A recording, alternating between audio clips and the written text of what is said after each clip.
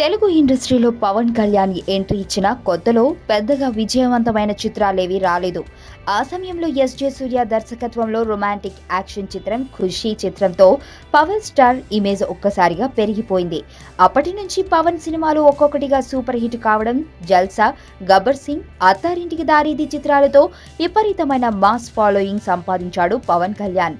ఒక్క నటుడుగానే కాకుండా రాజకీయ నాయకుడిగా ప్రజల మన్ననలు పొందాడు. ఇక 'అత్తారింటికి దారేది' చిత్రం తర్వాత 2 సంవత్సరాల గ్యాప్ తీసుకుని పవన్ కళ్యాణ్ 'సర్దార్ గబ్బర్ సింగ్' చిత్రంతో నటించారు. ఈ చిత్రం ఉగాది రోజున విడుదలైంది. కానీ అనుకున్న స్థాయిలో విజయం సాధించలేకపోయింది. 'సర్దార్ గబ్బర్ సింగ్' తో ఫ్యాన్స్ ని నిరాశపరిచిన పవన్ ఈసారి ఎలాగైనా వారికి హిట్ ఇవ్వాలనే భావనతో అప్పుడే తన తదుపరి చిత్రాన్ని ప్రారంభించాడు. గతంలో తన కెరియర్ మలుపు తిప్పిన దర్శకుడు ఎస్.జె. సూర్య దర్శకత్వంలో కొత్త సినిమా తీస్తున్నాడు. ఈ చిత్రం ఏప్రిల్ 27వ తేదీన లాంఛనంగా ప్రారంభమైన ఈ సినిమా ప్రస్తుతం ప్రీ ప్రొడక్షన్ కార్యక్రమాలను శరవేగంగా జరుపుకుంటోంది.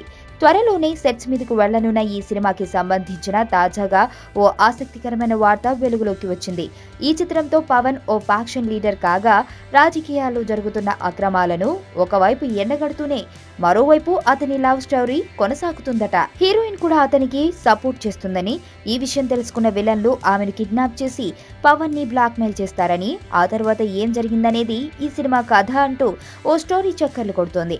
ఈ మధ్య సినిమాలకు సంబంధించి స్టోరీలు ముందే లీక్ అయిందంటూ సోషల్ మీడియాలో చక్కర్లు కొడుతున్నాయి. మొత్తానికి ఈ చిత్రంతో పవన్ ఒక ఫ్యాక్షన్ లీడర్ గా సరికొత్త స్టైలిష్ లుక్ లో కనిపించనున్నాడని సమాచారం. ఈ మూవీకి సంబంధించి మరిన్ని వివరాలు త్వరలోనే వెల్లడి కానున్నాయి. వైలెన్స్ లేకుండా చూడగలిగే లవ్ స్టోరీలు ఎప్పుడు వస్తాయి కదా.